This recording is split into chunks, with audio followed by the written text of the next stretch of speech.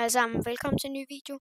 I dag spiller vi noget 3008 på Roblox, hvilket er et spil, hvor man er i IKEA og skal bygge en base og undgå monstrene. Og selvfølgelig spawner, når det bliver nat, hvilket er det værste af det hele.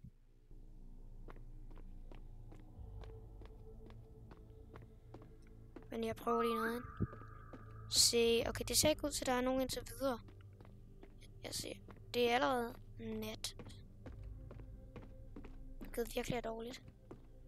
Så jeg lige nu, der handler det egentlig bare, hvad sker der, hvis jeg følger pilen? Pilen vil sikkert ikke følge mig noget vigtigt sted. Men måske kunne jeg campe her, ikke? De her sted. Så bliver jeg i hvert fald ikke jagtet. Der er i hvert fald ingen i nærheden. Burde være i sikkerhed. Men altså seriøst. Tænk, at jeg skal vente så længe, før jeg kan komme i gang med at bygge min base. Men bytte. Jeg tror, jeg kommer allerede i gang med at bygge. Her.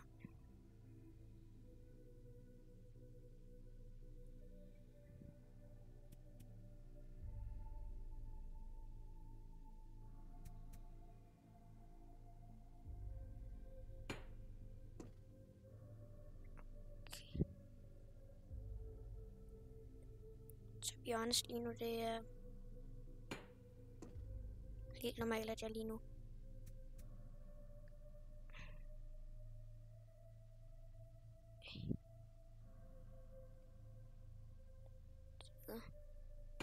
placerer basen. Lige nu gælder det bare om at lave den start base og bare lige prøve at overleve natten her. Og jeg kan høre et eller andet. Eller er det bare mig? Jeg tror bare det er mig. Der. Jeg burde ikke spille de her. Det er sådan lidt, eller ved du hvad, det er helt fint, at jeg spiller det for at være helt ærlig. Men jeg tror bare, jeg kan holde mig hernede i hjørnet, ikke? Det hele handler egentlig bare om at gøre sig klar.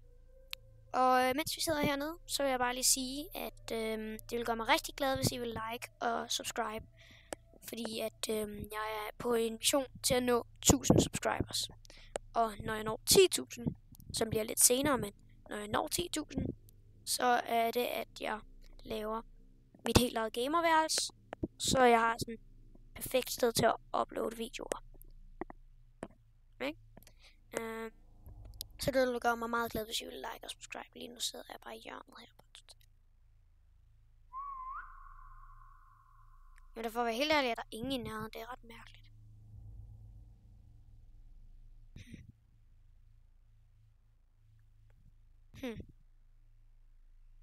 Det var noget.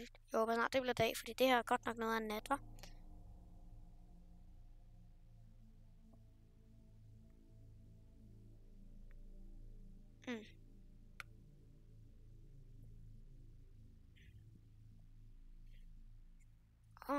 Jeg kan gå out eating sounds master volume soundtrack environment.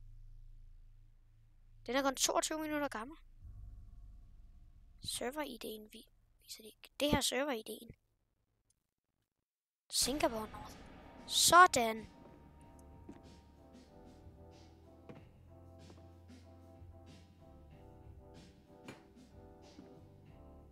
Fedt. Det er lige præcis, hvad jeg havde brug for. Seriøst. Det havde bare blivet i dag.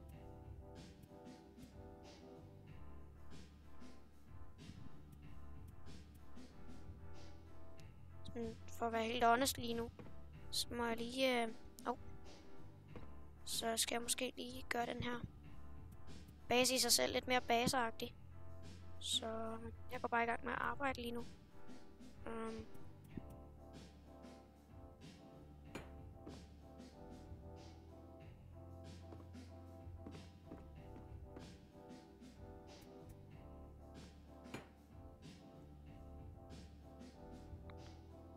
Så skal man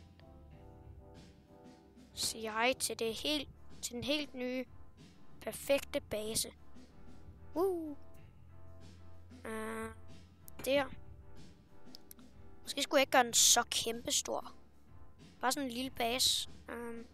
Jeg skulle snart også finde mad, for at være helt ærlig. Men så fortsætter jeg egentlig bare med at bygge lidt her. Og her, der skal jeg lige sikre mig, at... hold op, jeg bliver nødt til lige at sætte den her frem, fordi... her kan vi ikke have noget til at ske. Sådan. Så går jeg egentlig lige nu bare i gang med at færdiggøre basen her. Så burde jeg finde noget mad, noget lys. Og det hele til at gøre stedet flot.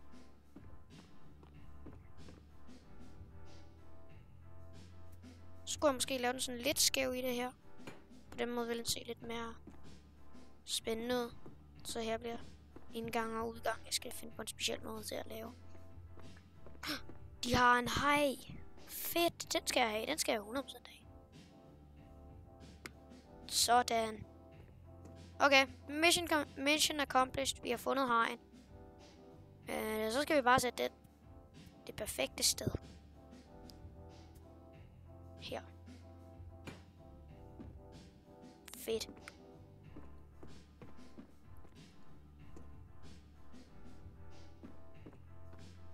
Så står der lige pludselig dag, og så er der nat, der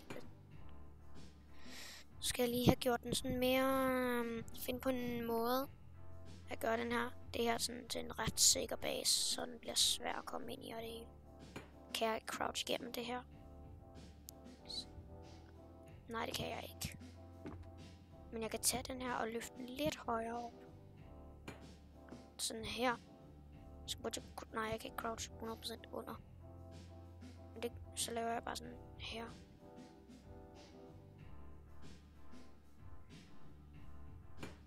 Sådan der, så kan jeg crouch. Stadig ikke. Den skal godt nok være høj. Sådan, nu burde jeg kunne crouch under. Stadig ikke. Den skal være højere, end jeg troede.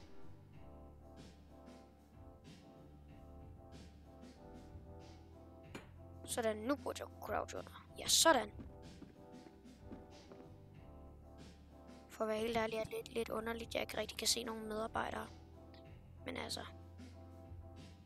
så længe der ikke er medarbejdere, så er man da i hvert fald heldig. Fordi så er man sikker for noget af dem.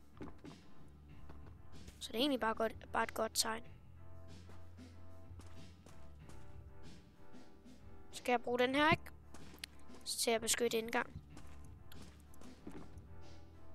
Jeg ved ikke, om medarbejderne er så kloge. Men jeg håber ikke, de er kloge nok til at gå sådan lidt mere.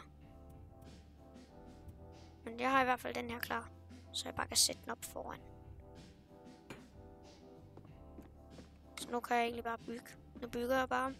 Henter jeg selvfølgelig noget mad, fordi der er ingen, der vil miste deres hunger her. Især ikke, når man er i IKEA. Sådan, fordi så bliver sådan en rigtig fin skråtag og det hele. Fin base. Vi er i gang med at lave her. Og selvfølgelig har vi lige et poolbord lige der, så det vil ikke gøre, det vil egentlig være helt fint.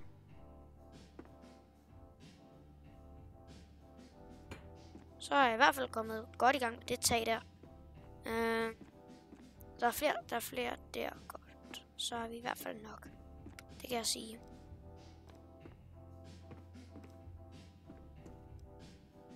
Jeg håber virkelig snart, der er nogle andre folk, der kommer her. For det er ret trist her helt alene. Så...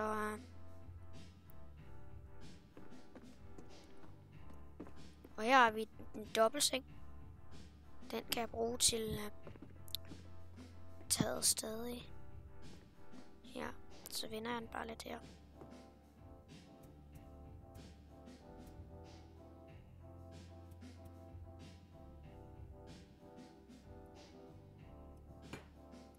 Så fordi så har jeg sådan en queen size bed her.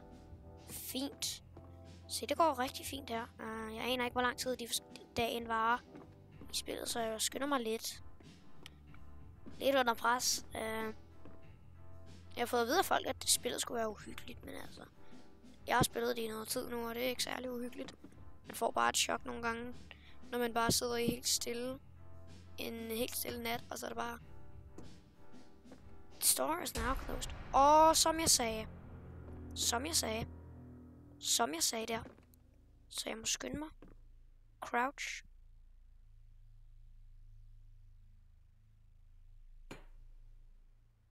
Så croucher man egentlig bare i hjørnet.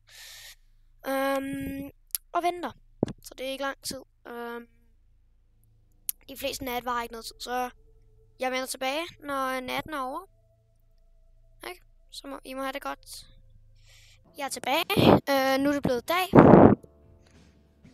Det er dag 3. Så nu handler det bare om at arbejde. Så hurtigt jeg kan. Og sprinte. Og fedt, det er sådan, altid sådan en god musik der. Jeg har lavet et waypoint, mens det var nat. Bare lige til hvis jeg døde.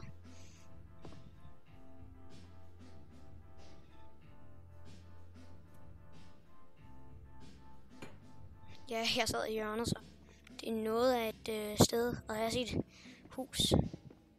Men jeg må indrømme, altså bare have et billede af en medarbejder uden ansigt, det er helt sindssygt.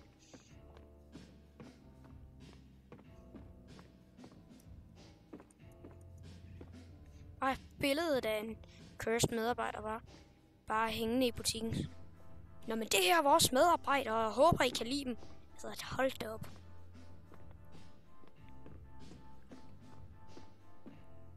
Indtil videre går det rigtig fint. Så huset er næsten helt færdigt. Nu skal det bare dekoreres, når jeg er sådan fint færdig med det her. Det er derfor, jeg lige arbejder lidt videre. Fordi det selvfølgelig er vigtigt, at jeg bliver færdig. Her så. Der er i hvert fald nok sofaer og senge og det hele. Så jeg burde have det fint. Jeg går kun 100 skridt fra huset, så.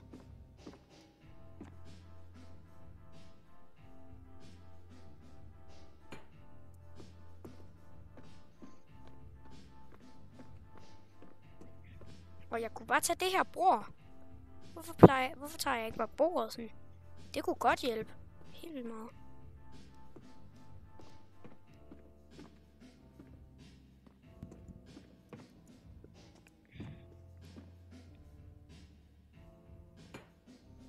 Sådan. Så indtil videre har jeg fået lavet lidt af taget. Ikke 100% færdig, men altså. Det går fint. Bare et par flere borde, og så burde vi være et par flere senge og borde, og sådan, så burde vi være færdige. Vi er all clear.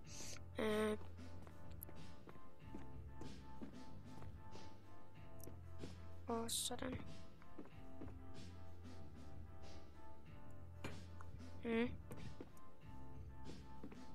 Men er der noget mad her? Nej, der har jeg tjekket. Vent. Men der er medkits dernede, dem samler jeg lige. Fordi det er alle mulige gratis medkits totalt. Der er noget. Jeg håber virkelig også, der er mad.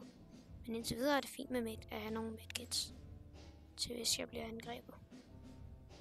Af deres sindssyge medarbejdere. De viser bare, hvor sindssyge deres medarbejdere er. Så og indtil videre skulle jeg måske stoppe med at bruge kun senge. Så går jeg lige i gang med lidt bordarbejde.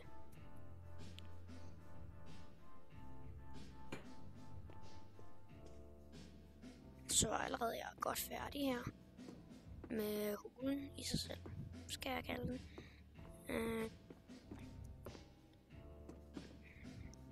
Og hvis I gerne vil se flere af de her videoer, så skriv det i kommentarerne. Ikke? Så bare, det vil gøre mig virkelig glad, hvis I også vil like, som jeg allerede har sagt. Men altså bare skriv i kommentarerne, hvis jeg skulle lave flere videoer med IKEA-spillet. 3008 skulle vi måske helst kalde det. Men altså, bare skriv det i kommentarerne, ikke?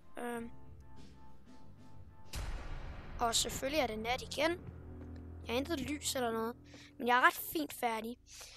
For ikke at spilde jeres tid her, ikke? Så vender jeg tilbage, når det bliver dag igen. Ses. Okay, det er dag igen. Nu er det tid til at fortsætte med basen. Og som det ser ud til, er der stadig ingen medarbejdere her. Hvilket er ret sindssygt, så jeg vil lige færdiggøre det sidste her.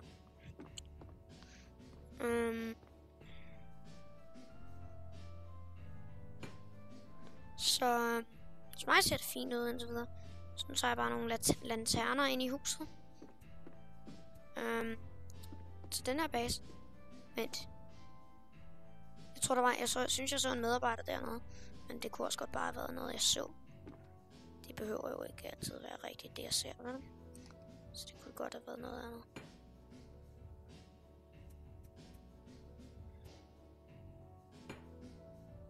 Så nu er der i hvert fald lys. Jeg har stadig nogle få steder, der lige skal dække. Hvad i alverden skete der der? Så er det. What? Nej, hvad? Hvis I så det der, så skriv det lige i kommentarerne og forklar mig, hvad i alverden det var. Til nogle af jer, der har spillet lidt længere tid. Hvis I kender til det, så forklar mig lige, hvad i alverden der lige skete der. Fordi det der, det var godt nok sindssygt. Jeg forstår ikke selv, hvad der skete der, men...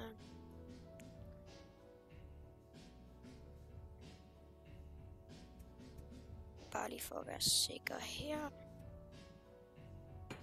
Så nu fylder jeg den egentlig bare med lys og borde og tv og det der fine. Bare for at gøre den lidt mere hyggelig. Sådan et mini-tv vil være fint. Så har jeg i hvert fald et tv, der jeg kan sidde ved. Indtil videre ligger jeg bare tv'et her, ikke? Så henter jeg et bord.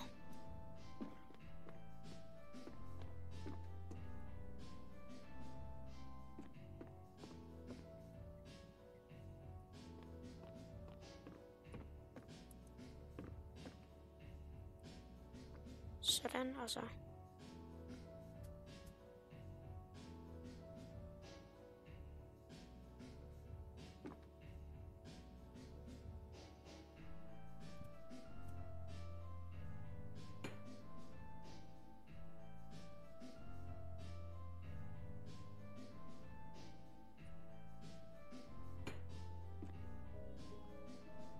Så er jeg i hvert fald et tv.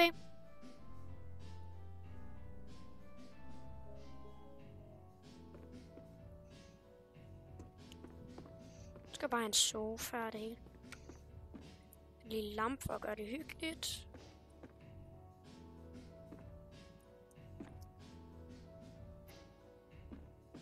Men også for helst ikke at gøre videoen for lang, tænker jeg, at jeg vil slukke videoen nu. Husk at like og subscribe. I må have det godt, til vi ses. Okay, det er dag igen. Nu er det tid til at fortsætte med basen. Og som det ser ud til, er der stadig ingen medarbejdere her. Hvilket er ret sindssygt, så jeg vil lige færdiggøre det sidste her.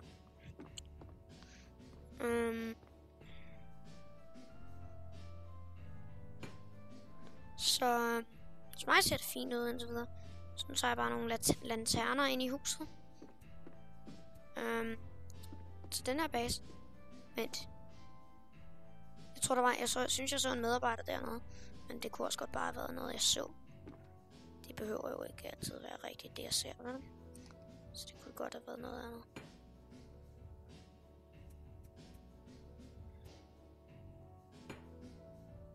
Så nu er der i hvert fald lys. Jeg har stadig nogle få steder, der lige skal dække. Hvad i alverden skete der der? Så er det. What? Nej, hvad? Hvis I så det der, så skriv det lige i kommentarerne og forklar mig, hvad i alverden det var. Til nogle af jer, der har spillet lidt længere tid. Hvis I kender til det, så forklar mig lige, hvad i alverden der lige skete der. Fordi det der, det var godt nok sindssygt. Jeg forstår ikke selv, hvad der skete der, men...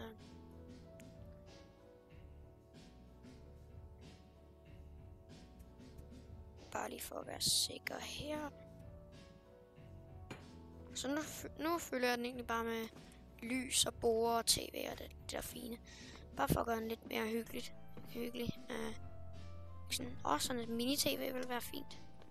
Så har jeg i hvert fald et tv, der jeg kan sidde ved. Indtil videre ligger jeg bare tv'et her, ikke? Så henter jeg et bord.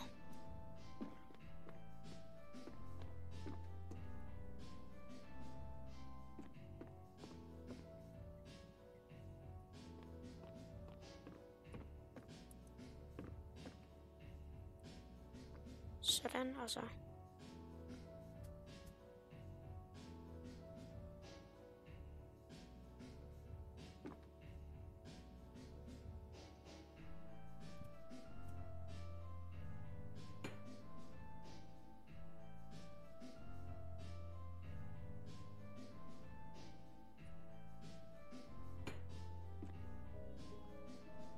Så er i hvert fald et tv.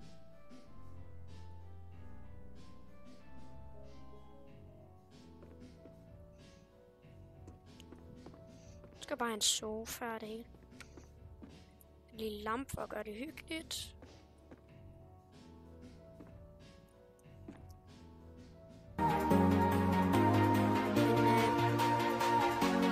Også for at stikke gøre videoen for lang. Tænker jeg, at vi slukker videoen nu. Husk at like og subscribe. I må have det godt til.